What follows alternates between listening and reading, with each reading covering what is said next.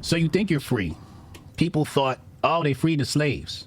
Yeah, they freed them from one form of bondage into one where you cannot see the chains, but you could feel them. British slavery in India. This is from the title White Slaves of England, which is basically a report on slavery conducted by the British government. There is a certain species of slavery in South Bihar where a man mortgages his labor for a certain sum of money, and this species of slavery exists also in Arakan and Ava. It is for his life or until he shall pay the sum that he is obliged to labor for the person who lends him the money. And if he can repay this sum, he emancipates himself. Now, Tanai says they talk about that with the African slave trade, and that's true. You see, when Britain runs around the world and says they're abolishing slavery, you think of one type of slavery. You think of, well, British American slavery.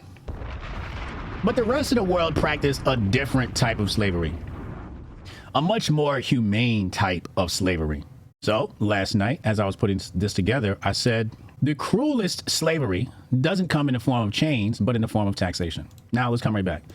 If in fact Africa was practicing slavery, and the slavery that is referred to in this passage, when they sold us to the white man, did they know what they were selling people into?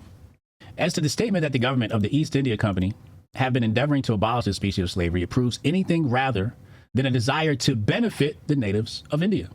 Chattel slaves are not desired by British subjects because the ownership of them involves the necessity of supporting them in sickness and old age.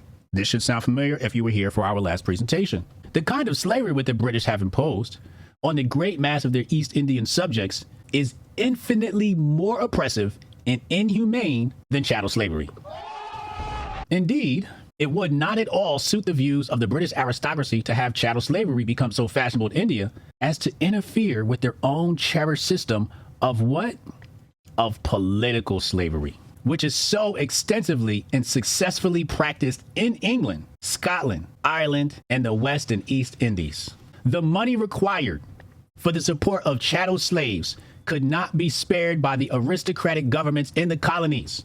The object is to take the fruits of the laborer's toil without providing for him at all. When laborers are part of a master's capital, which means they got to pay for them.